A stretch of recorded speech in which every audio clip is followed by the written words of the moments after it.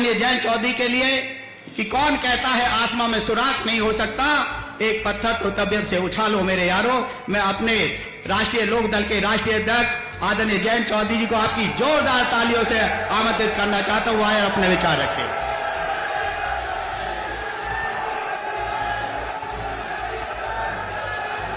धन्यवाद अशोक नागर जी। पत्थर तो तबियत से ही उछालेंगे।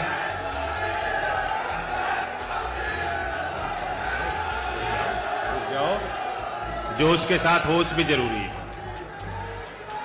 प्रदेश के विकास की नई संभावनाओं के रास्ते खोलने वाले हमारे प्रदेश के मुख्यमंत्री आदरणीय योगी आदित्यनाथ जी, बीजेपी और लोकदल के सभी वरिष्ठ नेतागण, सम्मानित मंच, सामने बैठे आए आगुंतक और मेरे अभिभावक, ये खास पल है, एक विशेष अवसर है। परंपरागत तौर पे जितने भी बड़े बड़े चुनाव यहां हुए हैं बागपत में, पहले तो चुनाव की शैली अलग होती थी। चौधरी चरण सिंह जी के समय वो आके एक ही मीटिंग करते थे। बताओ, पुराने लोग बैठे हैं, एक ही मीटिंग करते थे। वो मीटिंग होती थी, उसमें फैसला हो जाता। लेकिन हर चुनाव में बड़ौत की सभा ने एक निर्णायक फैसला लेने के लिए हमें ताकत दी है और ऊर्जा दी है। आज चारू भी दिल्ली से चल के इसलिए आई, उस पर कोई पद नहीं है। अशोक जी कह रहे थे राष्ट्रीय पदाधिकारी नहीं है, वो राजनीतिक रुचि है, लेकिन राजनीतिक तौर पे वे सक्रिय नहीं है। वो मेरे समर्थन में सहयोग करती हैं और वो आपको देखने आई हैं। और जब डॉक्टर सांगवान जी का टिकट हुआ, उसी दिन शायद मुझसे ज्यादा खुश या सांगवान जी से ज्यादा खुश चारू, और चारू ने कहा हम उनके लिए जरूर जाऊंगी। तो आपसे आके उन्होंने संवाद किया और मैं बैठा चारू की बात सुन रहा था। पीछे से एक हमारे पार्टी के वरिष्ठ नेता आए, उन्होंने कहा अब तो आपका नंबर कट गया, अब तो इन्हीं को बुलाया करेंगे। तो आपका प्यार है और ये हम सब के लिए भावुक पल हैं। चौधरी अजीत सिंह जी की कर्मभूमि है। आज यहाँ जिस हॉल में ये सभा हो रही है आयोजित, साथ में जो हॉल है, इसका निर्माण चौधरी अजीत सिंह जी ने यहाँ के नौजवानों के लिए, यहाँ के खिलाड़ियों के लिए किया।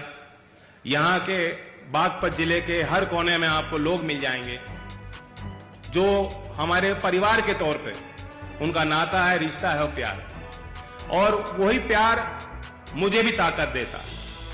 मैं जहां भी हूं, जिस लायक हूंगा, मैं क्षेत्र के लिए सदैव समर्पित रहूंगा। मैं चुनाव भले ना लड़ रहा हूं, लेकिन आपके मान सम्मान की लड़ाई जब भी लड़नी पड़ेगी मैं लड़ूंगा।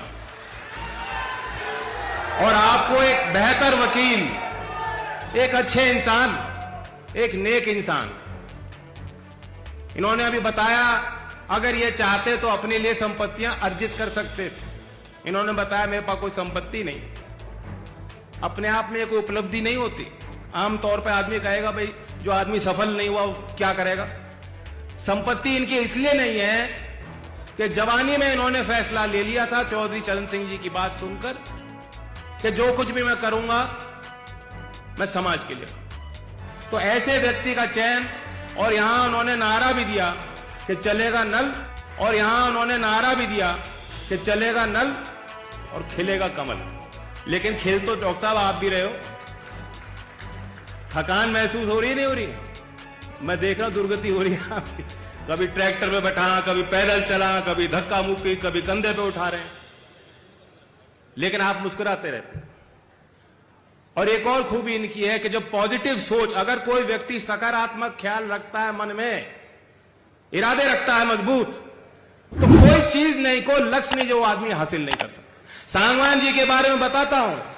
पार्टी से संबंधित कठिन से कठिन काम इनको जब मैं कोई सौंपा जाता था, चौधरी अजीत सिंह जी बुला के कहते थे कि ये करना है, जो बिल्कुल असंभव काम हो, यही मुस्कुरा के वो कहते थे हो जाएगा जी, हो जाएगा जी, करेंगे, हो जाएगा। तो ये एक एटीट्यूड है, ये एक मानसिकता है, और ये नेताओं में होनी चाहिए। क्योंकि ये काम आसान नहीं। जनप्रतिनिधि रहना, सारे तमाम जनप्रतिनिधि यहां बैठे हैं, हम लोग कोशिश ही तो कर सकते हैं। जनता के सारे काम होने संभव नहीं, लेकिन जनता ये चाहती है, जो आदमी आता है अपने दुख को वो बताना चाहता है, पीड़ा बताना चाहता है, उस समाधान ढूंढना चाहता है, वो चाहता है मेरी सुनवाई हो। ये भी इनकी खूबी है, वे अपने विचार आप पे थोपेंगे नहीं। आपकी बात सुनने की क्षमता डॉक्टर साहब में है, वो धैर्य है। क्योंकि मैंने देखा है, इनके पास 15 साल का लड़का हो, उसके साथ भी बैठ के उसको ऐसे ही उसका बर्ताव करेंगे जैसे वो एक मैच्योर एडल्ट है, उसकी बात को गंभीरता से लेंगे, और कोई बुजुर्ग हो तो उनका भी सम्मान उसी हिसाब से करें। तो ये इनके गुण हैं। यहां तो मुझे ज्यादा बताने की जरूरत नहीं, इस क्षेत्र के लोग इन्हें अच्छी तरह जान गए हैं, और ये महत्वपूर्ण पद है, बड़ी जिम्मेदारी। आपके आशीर्वाद से हम सब लोग चाहते हैं इनको मिले। लोकसभा के सदस्य बनेंगे, ये जो वोट आप देंगे ये मुझे तो ताकत देगी। ये जैसा चारू ने कहा, चौधरी चरण सिंह जी और चौधरी अजीत सिंह जी के सम्मान में भी वोट है। ये वोट श्री योगी आदित्यनाथ जी के लिए भी वोट है, और ये वोट देश के प्रधानमंत्री जो तीसरा कार्यकाल मांग रहे हैं, तीसरी बार ऐतिहासिक मैंडेट मांग रहे हैं देश के लोगों से, ये वोट उनके पक्ष में सीधा वोट जाएगा। तो इसका भी ख्याल आप रखना, क्योंकि बागपत वो क्षेत्र है जो एमपी नहीं बनाता, प्रधानमंत्री बनाता। बागपत का मतदाता प्रधानमंत्री बनाएगा। बागपत हम सीट जीतेंगे, एनडीए जीतेगी, तब 400 पार का नारा पूरा होगा, और तब प्रधानमंत्री नरेंद्र मोदी जी शपथ लेंगे। योगी जी का बहुत बड़ा आशीर्वाद मिल रहा है। तीसरी बार हम लोग चुनावी मंच यहां बागपत क्षेत्र में साझा कर रहे हैं उनके साथ, और मैं जानता हूं, क्योंकि योगी जी का भी एक इंप्रेशन है लोगों पे। लोग सोचते हैं बहुत सख्त हैं, सख्ताई भी कर सकते हैं करनी हो, लेकिन मैं जानता हूं कि मेरे लिए ये नर्म रहेंगे, और बागपत वासियों के लिए नर्म रहेंगे। बागपत का कोई आदमी चला जाएगा, अपनी बात रखेगा, तो पूरी सुनवाई होगी और पूरे काम होंगे। क्योंकि आचार संहिता लग रही है, इससे ज्यादा मैं कुछ कह नहीं सकता। और मैं जानता हूं बागपत वाले वैसे भी होशियार हैं, अपने काम कराने में अव्वल नंबर 1, पीछे नहीं किसी से। मेरी भी जरूरत नहीं पड़ेगी, सीधा ही काम हो जाएंगे आप। तो आपके चेहरे पे रौनक बनी रहे। और मैं गंभीरता की बात आपको करना चाहता हूं, मैं कोई भाषण नहीं दे रहा।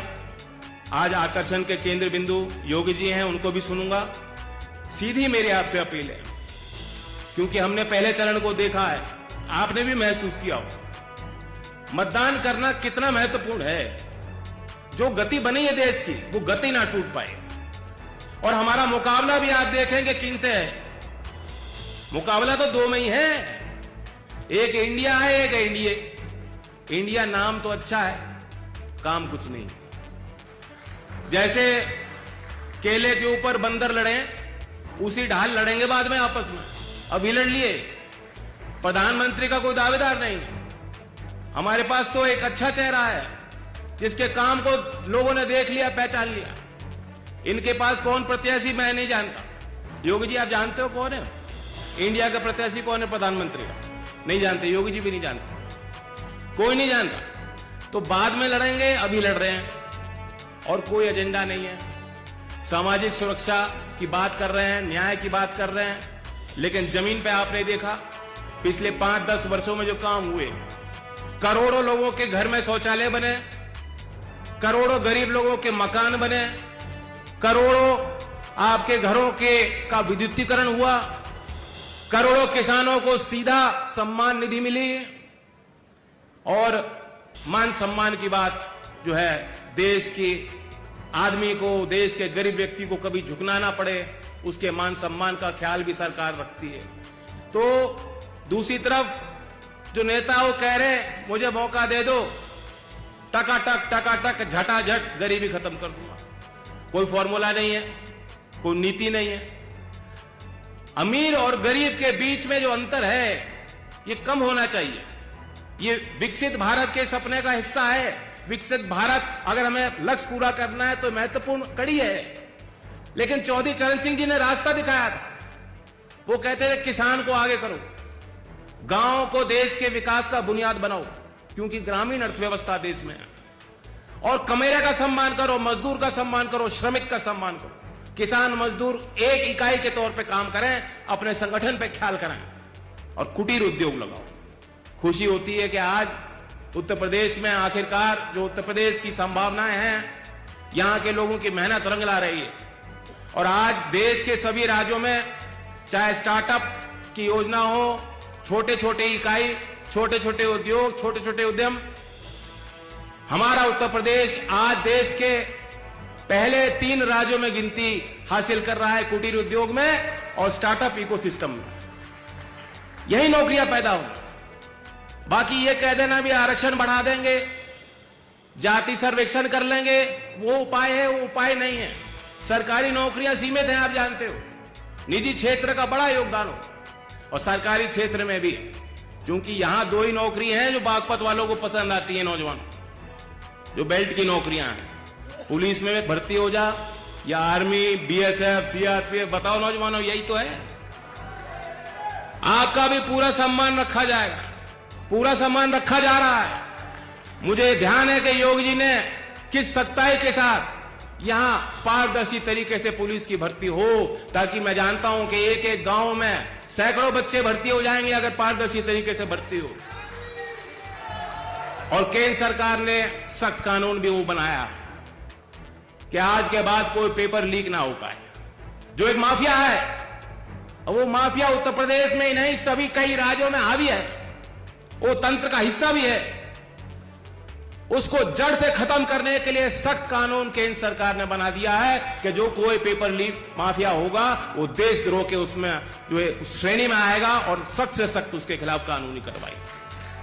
तो ये सारे अच्छे काम हैं, इन कामों की गति टूटने मत देना। बागपत की अपनी एक परंपरा रही है, उस परंपरा को निभाना, सर्वश्रेष्ठ मतदान करना। और ये जीत किसी एक जाति या किसी एक धर्म को मानने वाले की नहीं है।